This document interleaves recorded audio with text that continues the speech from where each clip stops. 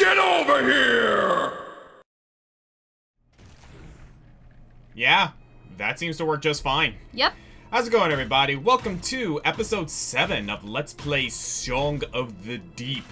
And the fact that that's shaking has me concerned. I am the Green Scorpion. And I am Ignis. Okay, yep, that's why. Ooh. So, we trapped in here. That's fun.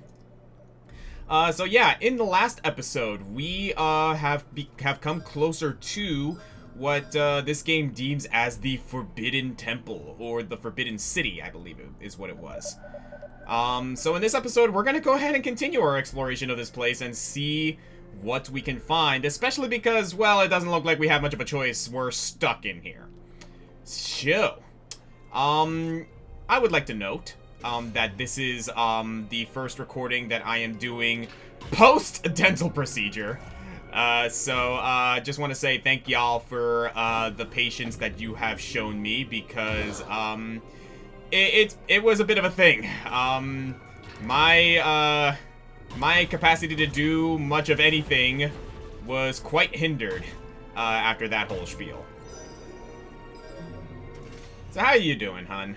I'm doing good. It's been... are you guys just gonna keep on coming? Jeez. Gonna get in here. What is it?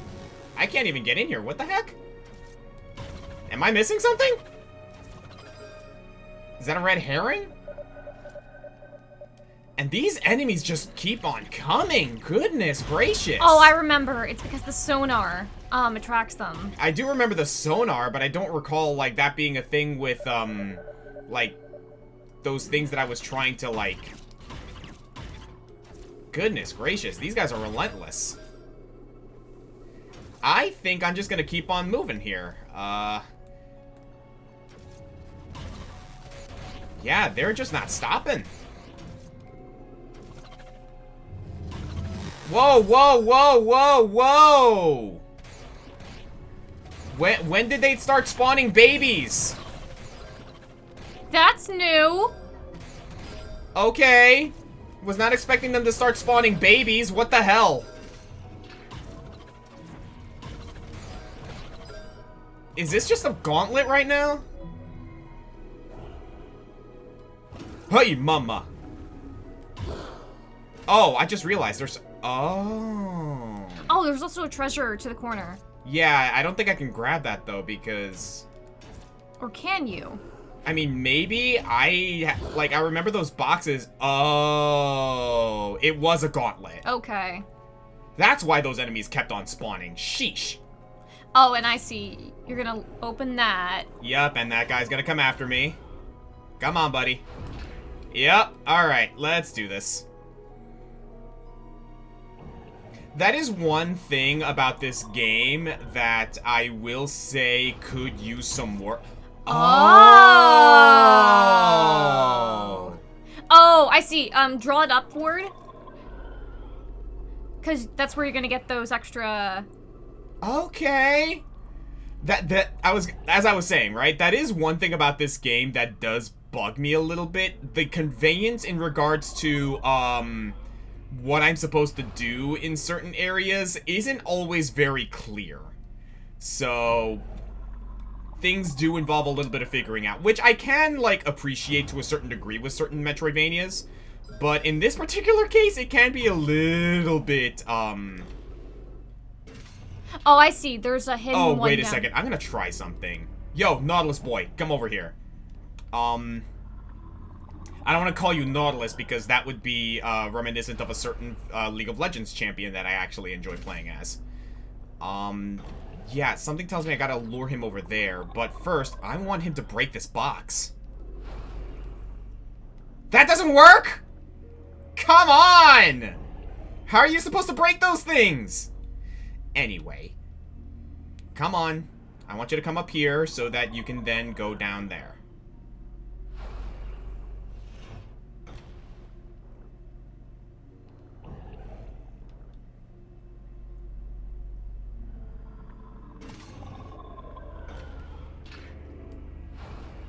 Oh, you're not gonna make this easy, are you? Alright, come up here. So, while I'm trying to guide this dumbass Nautilus thing, do you have our, Fun ocean fact of the day. Yes. Thank you.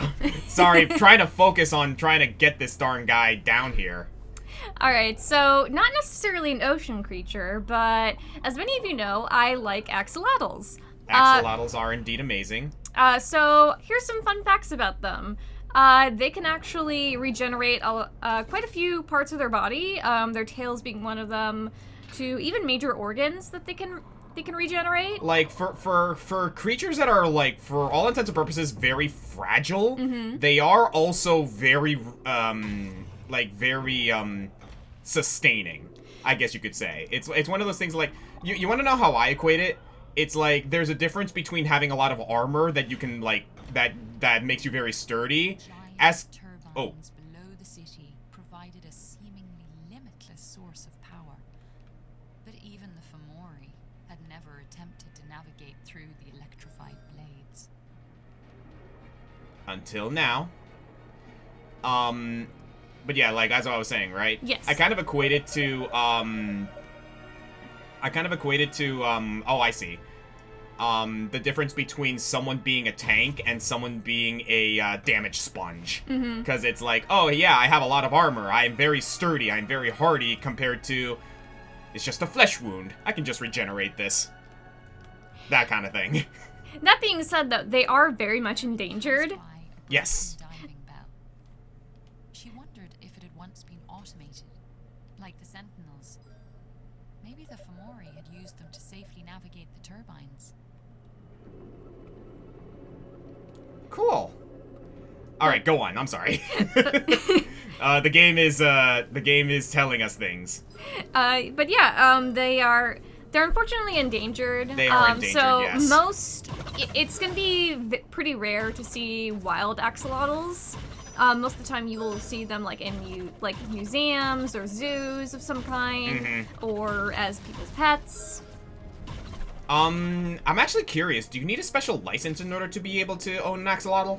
I don't think so. I know they classify as exotic, I think. They are exotic creatures for all intents and purposes, yes. Yes, and they're, for all intents and purposes, salamanders. They're just a different kind of salamander. That is true. Yeah, that's the weird thing is, like, they are reminiscent of the salamander, which, like, you know, it's kind of funny because a lot of creatures in the ocean, or, like, just creatures in general, you'd be surprised, what they relate to. If I recall correctly, the whale is actually related to the hippopotamus, I think. Oh yeah, that's like some weird, like, yeah, because like, I mean, if anyone thought that, if anyone was wondering, okay. Moving gears, strange contraptions, and deadly traps. But there was no sign of the Fomori themselves. More to Merrin's dismay, there was also no sign of her father. We're working on that, Marin. Oh, you have to, yeah. Yeah. I was wondering if I could get away with not doing that, but apparently not. That's fine. Oh, come on. Oh, this is gonna do... yep, okay. Oh, interesting. Weird. Oh, only some parts of that one down there are electrified. Yeah. That's why, like, it did the whole thing here. The thing is, like, I kind of want to, like, bring this thing over here because I want to destroy that one box. And I think I can also use it to destroy these. So, bear with me on this one. But yes, you may continue. But yeah, another fun fact about axolotls. They are also kind of named after the Aztec god, oh crap, what was it called again? Xolotl, or in Spanish. Okay, well, that one's a weird one because, like, Spanish doesn't exactly equate to the ancient Aztec It's probably language. closer. It's probably closer though than if English. we had if I recall correctly, like, axolotls in Spanish is ajolote. Or ajolote. Yeah, it's ajolote, I think. And cool. But, like, if we... Can I actually see the spelling of, that god? Yes. There it is. Oh, okay. In that case, it would probably be, like, something like Xolote or Xolotl.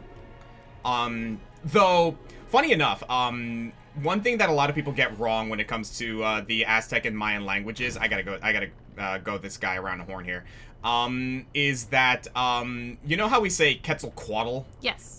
If you were to take it in the actual language of, the Aztecs, it would be closer to, Quetzalcoatl.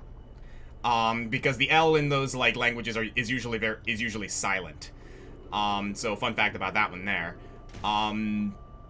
But that's also me saying that in that, like, as if I know much about, like, Aztec. Like, I do like the Aztec and the Mayan, like, pantheons and whatnot, but, like, even for Spanish speakers, pronunciations of those gods is actually kind of fucking insane and a kind of a nightmare.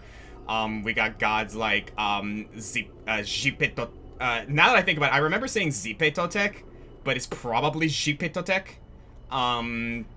Quetzalcoatl is obviously one. Huitzilopochtli. It's just a mess all around the Aztec language. So is the Mayan language, actually. One of my favorite examples of doing that sort of thing on my channel is when we were doing top 10 shield wielders, and John put in that whole spiel about Copper Khan, and I had to pronounce the freaking gods of like the Mayan pantheon, which included his brother Zipak, probably pronounced Zipacna, and probably my favorite, the Mayan god of death, Vucupcaqui. It's not spelled how it sounds. I'm just gonna say that right now. You know, I just realized, because of that, because of what we were doing with the ice, we could probably have taken that treasure chest outside of this factory, and shot it with the ice to make it float. NANI? Wait! We're gonna go do that now, aren't we?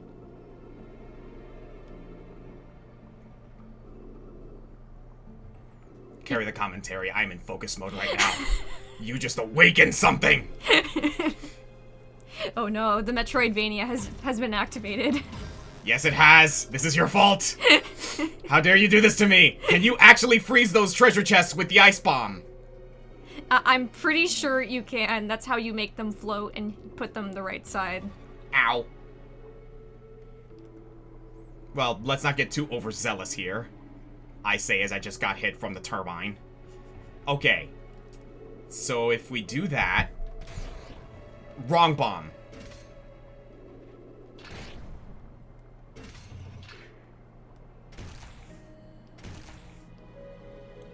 What the?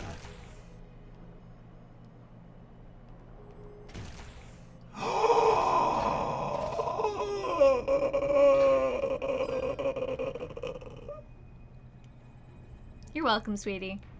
I love you. How did I not Now we know! Now we know. So the whole idea is that the lid is on the bottom, you use Yeah. the ice to make it float, it flips it, and then you can flip the lid. Oh my fucking god. Now we know. So you're not supposed to break them, you just need to freaking make them float. Oh my god. We're probably going to have to go back and find, like, all the ones that... Well, we were going to do that anyway. I remember a couple people in the comments were like, "Oh, are you gonna 100% this?" Like, given that there's a very convenient treasure map, or like treasure locations when it comes to this map, we can probably like do the whole, oh, we're just gonna like flip again and again, like on and off, just like exploring this entire place and find every treasure that we can. Bring it all to Clancy so that we can unlock everything that we can. Mm-hmm. Though, again, like, it's not that the treasures are necessarily, like... I'm realizing that we gotta get the bomb around again because it rotated a little too much. Gosh darn it. But anyway, yeah, what we're probably gonna end up doing sometime later is just going around, like, probably, like, towards the end of the episode, or towards the end of the Let's Play, and basically just be like, oh yeah, we're just gonna go around and like find all the treasures that we can, try to get 100% and all that nonsense. Oh yeah.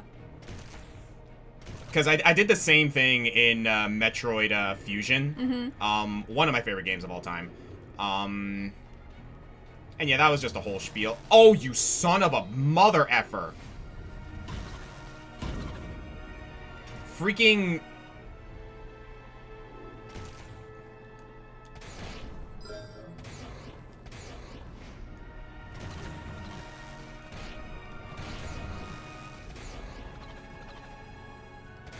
So yeah, I gotta get rid of these guys first. That and their babies.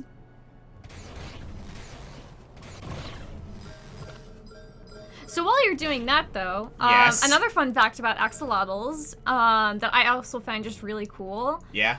Instead of, like, obviously there's different species of axolotl, there's different kinds, but instead of, like, calling them based off, like, their color or anything, Yeah. they're actually called, like, morphs, which I find really interesting. So, Really? yeah, so, like, different colors and species of axolotl are, like, basically, like, different morphs. Huh. I never knew that, actually. Mm-hmm. Yeah, and I actually kind of, like, talk about that a little bit, too, with my own characters, for, like, Salzar and stuff. Yeah, that's right. Fun fact for you guys. Amber, pretty much, like, does these, like, art pieces of, axolotl OCs, for all intents and purposes. We call them axolotions. Mm-hmm. And it was kind of a hit for a while. Yeah. With your commissions and whatnot. Honestly, like... I still might do them, honestly. I think you should, because, like, there is an untapped market there. It's for also just really fun. Yeah, just for some really cool, like, axolotl, like, sort of things. I remember, the campaign unfortunately fell through because people had to move, people had to, like, go about their business and, like, take care of other things and whatnot, so the campaign unfortunately ended. But at one point, Amber and I actually participated in a campaign where we played axolotl OCs for all intents and purposes. They kind of, like, followed the Gilman race. Yeah, they followed the format of the Gilman. With a couple of key differences, particularly it focused on high HP, low defenses, and they had a certain unfortunate aversion to fire. Yeah, like, so, like, how we built them was, they have, like, an oil that secretes from their skin that makes them able to traverse the land. However, though, that kind of unfortunately makes them very flammable. Yeah, the oil that they secrete is unfortunately flammable. It's one of those cool things that, like, oh hey, it's kind of like, because you don't want to make a character too OP. I am a firm believer in that if you're going to make a cool character, you need to be able to apply a weakness of some kind, you know, make them balanced, make them, like, you know, oh, like, give your... I'm just gonna say right now, I am an advocate for give your DM ideas. Give your DM, like, opportunities to be able to fuck with you. And for us, we were playing a seafaring campaign, and our characters did not have a fun time when our enemies decided to go scorched earth and use pyrotactics. Yeah. Which, yeah, that was fun. Try dealing with an entire ship that's on fire. When you yourself are flammable. Yeah, that was not fun. I mean, it was fun, but it wasn't fun. But alternatively, like, the cool thing about it is that our characters also had, like, this really, really cool talent for, you know, taking advantage of the rain. You built your character, if I recall correctly, as, like, a ranger would, for all intents and purposes. So my character was a cleric. Cleric, that's right, that's right. Yeah, my character was a cleric, and I had a really fun time playing as her. Kiki, right? Yes, Kiki. Whoa, what's... Oh, it's magnetized. Oh. The thing is, I'm not sure if I should be touching that. Okay, okay. I got it, though. I'm good. Oh, I just barely able to fit. I hope so. Get over here. Just gotta hold it, like, the right way. Hello? There we go. Got it. Cool. That barely fits. You can probably just throw it down there. And... Yeah, I need to do this. There we go. What? Game! What the hell? Oh, that... I'm sorry, but... That's lame. That is very lame. Oh, yeah. Oh, yeah. I cannot be in that zone when that happens. The cool thing about your AXOLOTL character is that we are currently working on turning her into a character in Project Isekai, which I'm excited about. Mm-hmm. So that's gonna be fun. Yeah, her story in Isekai Showdown takes a little bit of a darker turn, but Yes. it's actually, I kind of like it that way, honestly. Nah, like, we need more characters who, like, have a little bit more of a tragic, like, sort of, like, upbringing. Because, like, let's be honest, like, Project Isekai has a lot of, like, characters who, for all intents and purposes, like, do have some semblance of self-actualization. Like, they actually are doing okay for themselves for all intents and purposes. But then there's, like, characters like Kiki, who, fell victim to the, sinister machinations of her people and the old gods. We do have Sigurd, who, also, has a bit of a thing going on with, how, he operates, in, how the gods have basically treated him. Same thing with Solomon. But no, most of the characters are, like, for all intents and purposes, they're doing pretty well. Carmen is happy to just fight. She's the Ryu of the game. We have... defenses continue to wage an all-out assault against Merrin and her tiny submarine. But despite the impossible odds, Merrin pressed on, ever hopeful that she was getting closer to her father.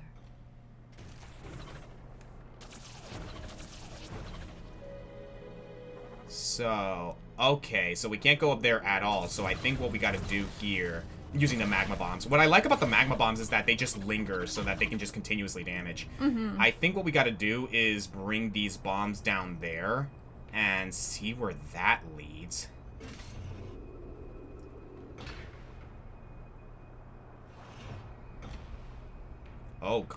Oh, wow. Do we really have to time this crap? Okay, so that's just a way to get out. Oh, we gotta time this nonsense.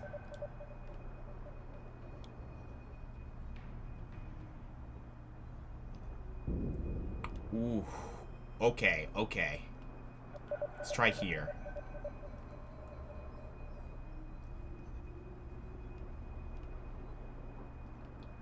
This is gonna be interesting.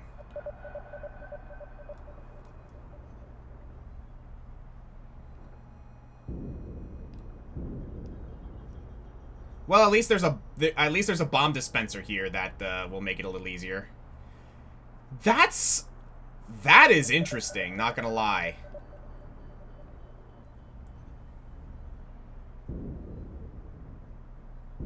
There it is. That's one.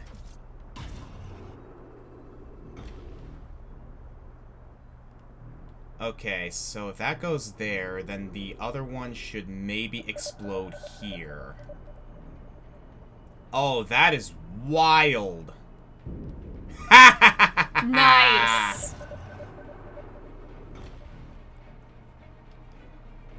And then, in order to get that one, in order to get the bomb to explode down there so I can get the treasure, it should be here.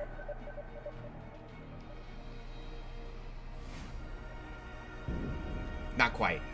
Maybe closer to the top. This is a cool puzzle. Not gonna lie. This is actually kind of sick. That should do it. Come on. Ah, close. Little bit higher.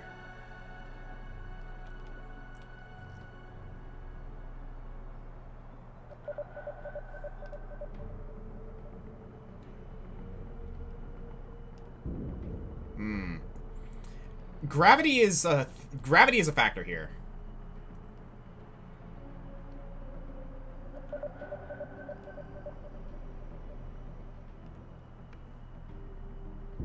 Got it. Nice. That is neat. That is a very neat puzzle, not gonna lie. Need to get past this current, though.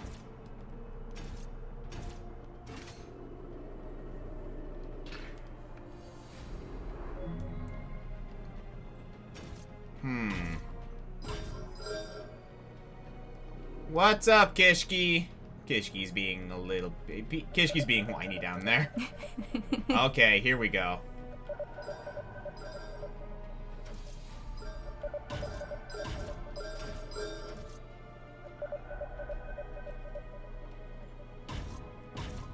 Oh, hey, Clancy's here. Clancy! Okay, good, because I have a lot of treasures here. Lightning Claw. Electrify the claw to damage all enemies within a wide area. I kind of like that, honestly. Helix Torpedo. Upgrade the torpedo launcher to fire 2 torpedoes for the price of 1. That's good, too. Heat Repair. Killing enemies with the magma bomb will increase the frequency of health drops. Ice Shield. Modify the ice shot to allow grabbing them. The ice shot will solidify into a shield that reduces damage to the sub. That's pretty good. Nitrogen Infuser. Infuse ice crystals with liquid nitrogen, increasing the amount of freeze effect they cause and the radius of enemies that are affected. Ice Mines. Modify the ice shot to leave behind a small ice crystals in its wake that can damage and freeze enemies. And in the same way, the magma bomblets can do that as well. Let's go ahead and upgrade our bombs here. Although, let's see. Tine Recycler, Repair Bay, Tine Charge. Okay. I'm gonna go with upgrading the bombs here.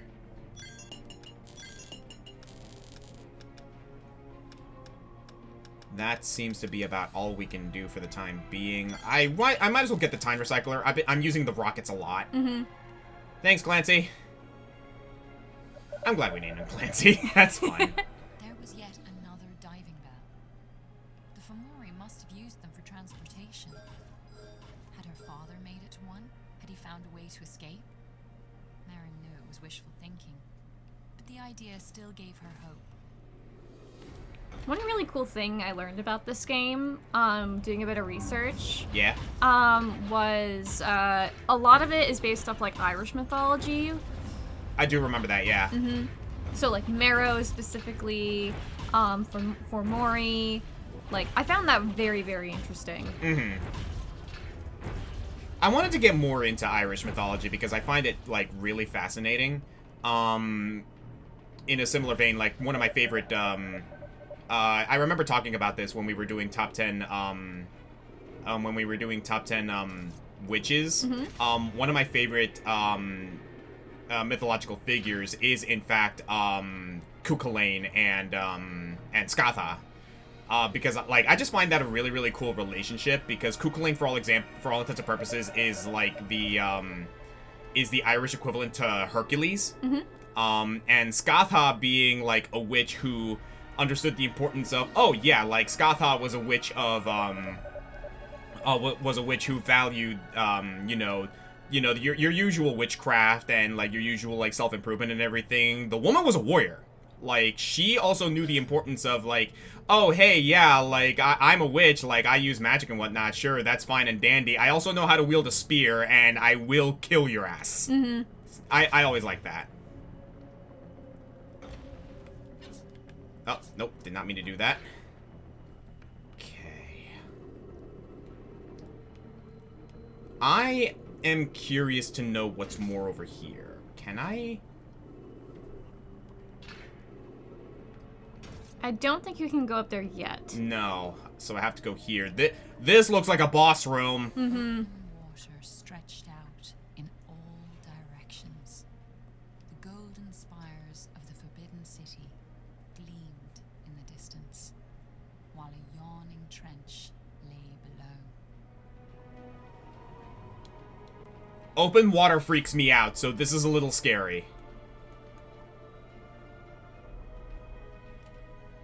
Oh, goodness. Oh, this is big. Yeah, this is huge, actually.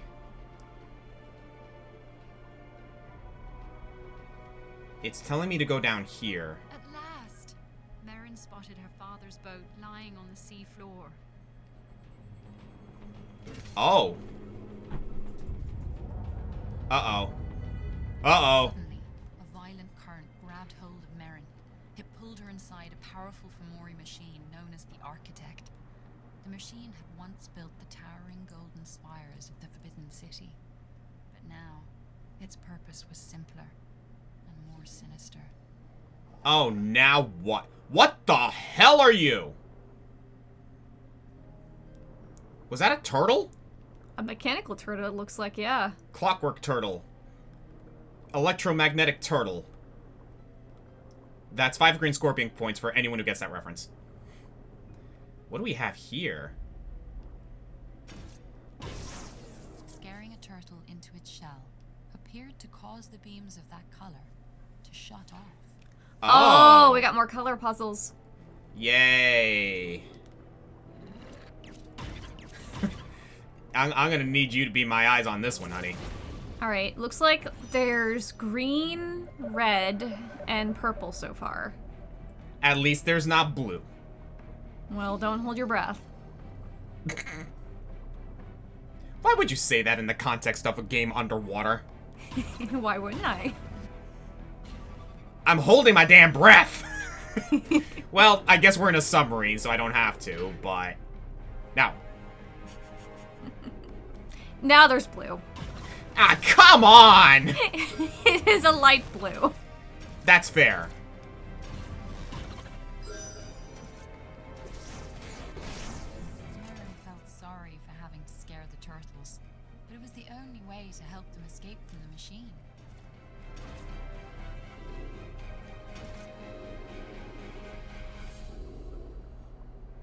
As Maren entered the innermost room of the Architect, a large red turtle activated an alarm. Suddenly, the insides of the machine Whoa! and changed shape around her. Oh, God!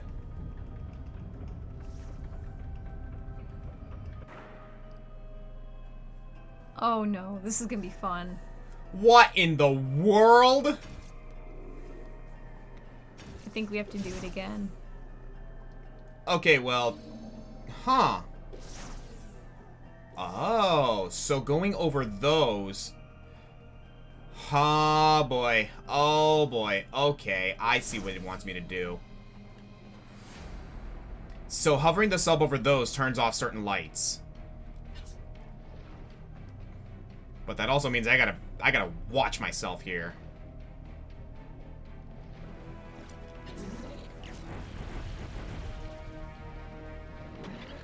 Ugh. Yeah, I don't have a lot of health when I'm out of the sub. I think I just gotta book it. I don't want to have to deal with those things any longer than I need to. Or do I need to deal with them? No, because it does break up shortly. Okay. You just have to wait. Oh, the turtle! Cool. The turtles hiding in their shells could now be moved safely around. Maren was careful not to hurt them. After all, this was for their benefit, as well as her own. That is neat. Also, why does this music sound like boss music?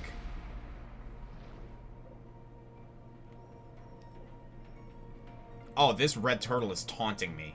Some of the beams were controlled by sensors. But would any large object trigger the sensor? Let's save real quick.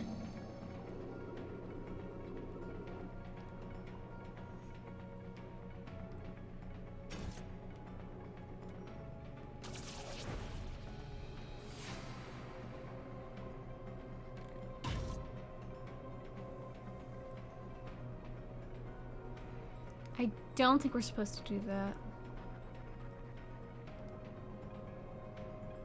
I think we have to leave him there. Yeah.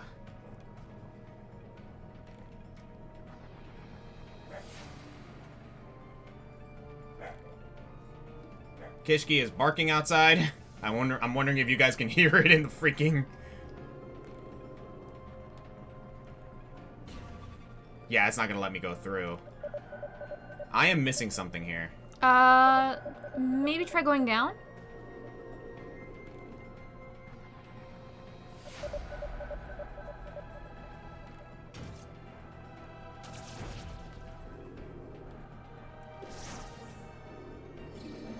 Oh! I know.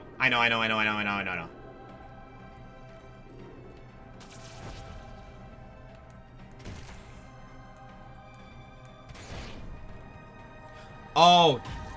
Okay. I got it. I got it.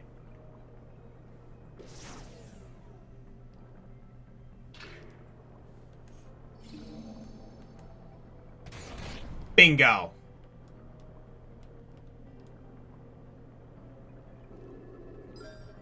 Ooh. These are purple, just so you know. Thank you.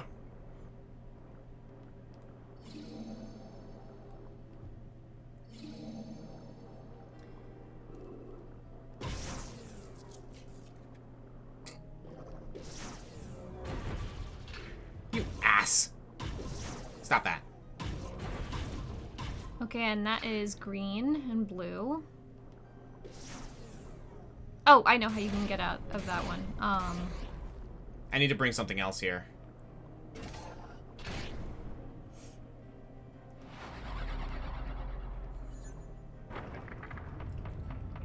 Oh, he ain't gonna let me out without a fight.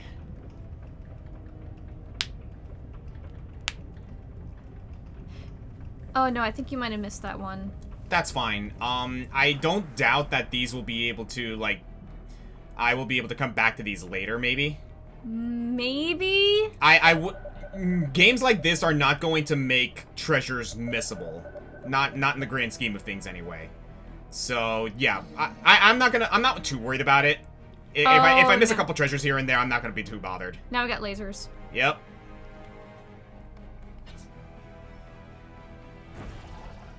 Oh, cool! The red turtle continued to evade Merrin. She wondered if she could trick him into taking a more dangerous path.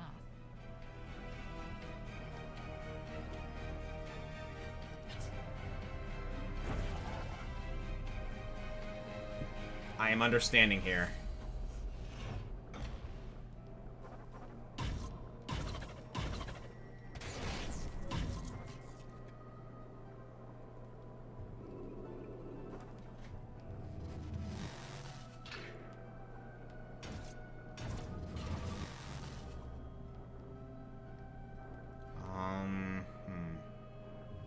Focus on that light maybe first.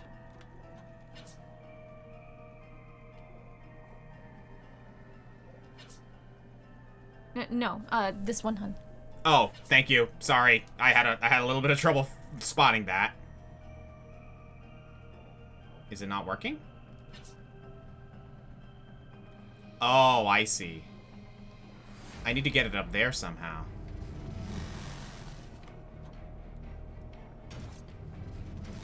What am I missing here?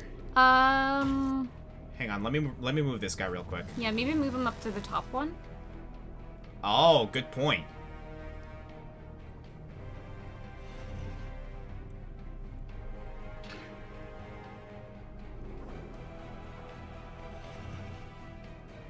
There we go. Good call. A burst of energy from the machine sent the turtle back into his shell. But a piece had broken away. Merrin recognized it as a Fomori sonar device.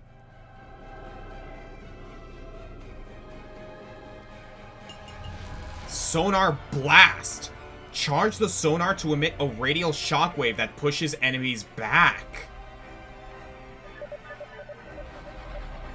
Oh, that's so cool! Glass obstacles. Okay, so remember that thing that those things that we were, like, talking about earlier? Oh, wow. Oh, I see. Down and to the right. Yup, I spotted that too. The submarine shot out a burst of pure sonic energy, shaking the architect and scattering broken glass in all directions. This new power might be Merrin's one opportunity to escape. No joke? Cool. I was not expecting to be able to use a sonar offensively.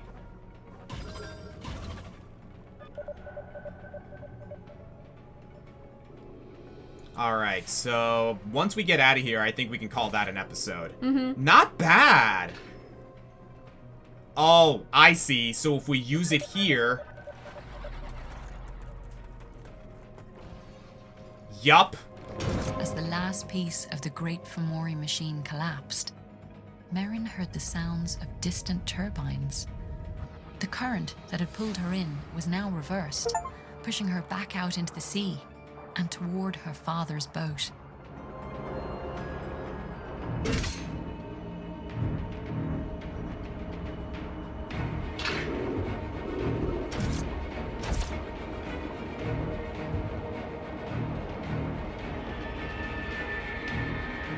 Enormous red tentacles grabbed her submarine, cracking its hull and crushing its propeller. The unseen beast pulled her down into the darkest depths and left her at the bottom of a deep, rocky trench. Her submarine broken, Merrin sat helplessly at the bottom of the sea. She opened her father's journal. On the last page, he had written a note to her. Her hands trembled as she read it. My dearest Merrin, I now realize I may never see you again, and I feel that I have failed you. I'm sorry for all the times you went hungry. I'm sorry I could not buy you pretty dresses and paints and books of your own. I wish I could have given you a happier life. Please know that I love you more than all the world. Merrin put down the journal, and her eyes blurred with tears. She didn't want pretty dresses or paints. She had a happy life, and she just wanted it back. For the first time since her journey began, Merrin had lost hope. She felt the slow, dull realization that her father was truly gone. She watched as the water seeped in through the cracks in the submarine's hull. She could no longer will herself to go on. As the cold water slowly rose up around her, there was a tapping sound from above, and the hatch creaked open. It was Swish. He gently picked Merrin up and pulled her out of the trench. He carried her out of the Forbidden City, through caverns and caves she had never seen, until they reached a place so beautiful that Merrin was certain she must be dreaming. Had brought her to an undersea garden of 1,000 colors. Beautiful corals of every hue stretched out like blooming summer flowers. Dazzling schools of fish swooped up and down all around her. Merrin had never imagined a place like this could exist below the waves. What she didn't know was that the whole sea was once covered with these gardens, and that this was the last one of them all. Wow. Well, that went from 0 to 100 really quickly. We're gonna go ahead and address that in a bit. Wow. Okay, then. What was that thing? I don't know. Was that the Kraken? That's probably the Kraken. Every DM wants to unleash the Kraken, and this game has finally unleashed the Kraken, but we're gonna go ahead and address that and whatever the heck this place is in the next episode. So, thank you guys for joining us for episode 7 of Let's Play Song of the Deep. I'm the Green Scorpion. And I'm Ignis. That is terrifying. Can you imagine just, like, being in that small sub at the bottom of a trench and suddenly it's like, oh yeah, I'm probably gonna die. Yeah. Sheesh. Way to hit us, like, right where it hurts, why don't you?